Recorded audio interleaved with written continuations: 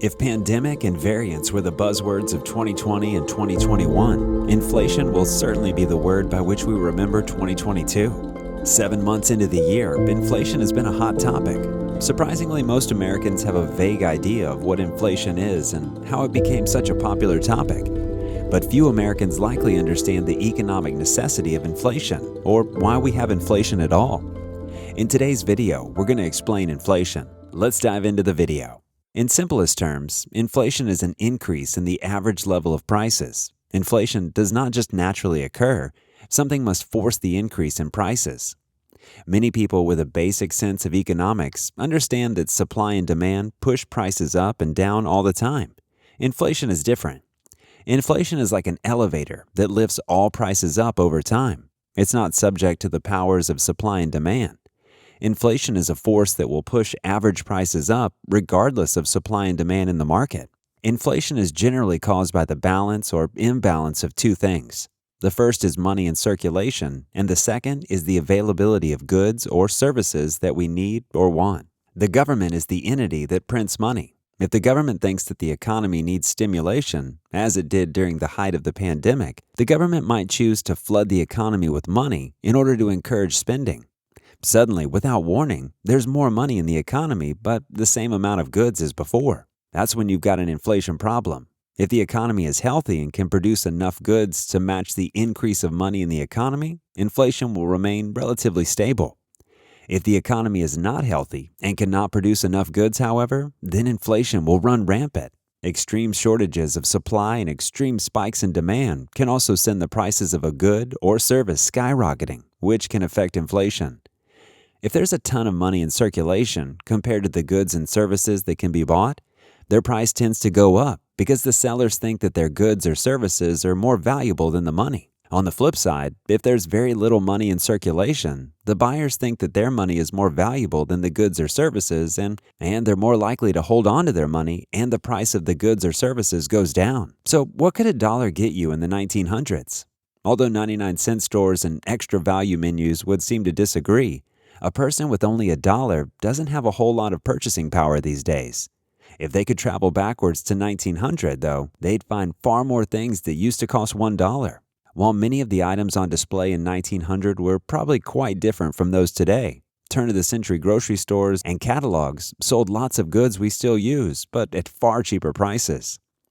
Local grocery stores, the Sears Roebuck catalog, and general stores that would later evolve into big-box establishments like Walmart provided shoppers with the items they needed for their daily lives. The first official shopping mall was still a little over 20 years away. Things that cost $1 at the turn of the century included food, clothing, and many household items. So yeah, $1 in 1900 is equivalent in purchasing power to about $35.28 today, an increase of over $34.28 over 122 years. The dollar had an average inflation rate of 2.96% per year between 1900 and today, producing a cumulative price increase of 3,427.51%. This means that today's prices are 35.28 times higher than average prices since 1900, according to the Bureau of Labor and Statistics Consumer Price Index.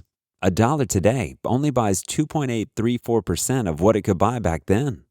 The inflation rate in 1900 was 1.20%. The current inflation rate compared to last year is now 9.06%. If this number holds, a dollar today will be equivalent in buying power to $1.09 next year. In the U.S., the central bank is the Federal Reserve. In the Eurozone, there is a European Central Bank. Other central banks you may have heard of include the Bank of England, the People's Bank of China, and the Bank of Japan. Central banks generally set a target for what they consider to be ideal inflation. They call this an inflation target. Their stated job is to set monetary policy and monitor how much money is newly created to match this target. They think it's bad if it goes too far over or too far under the inflation target. The thinking is that if the average worker's wages goes up the same as or more than inflation, then that's good for the worker. If inflation goes up too much compared to a worker's wages, then workers are able to buy less things with their wages. The Federal Reserve's long-term inflation target is 2%. When this inflation report came out, members of the Federal Reserve and many professional economists were surprised by how much it went up. They also claim that inflation is temporary, and this month's report was higher based on an unusual crash in prices last April. They also claim that some of the rocketing prices in lumber, gasoline, and cars are caused by increases in demand from economies reopening post-COVID-19, combined with supply shortages that were generated last year when a lot of supply lines were closed down. Some of these conditions validly affect prices and are partially responsible. And yes, there are also other supply and demand factors in this economy having to do with the subject of oil, gasoline, and energy, which I won't get into now. The current popular monetary policy of central bankers is to solve big problems, such as a sluggish economy or an upcoming financial crash, by creating a lot more money. This is not always bad and certainly has its place. But when the amount of money being created over a long period of time is a lot more than the increase in goods and services, this creates inflation.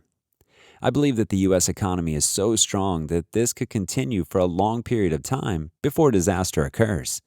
Things never looked so good as they did before any major crash, 1929 or 2007, for example.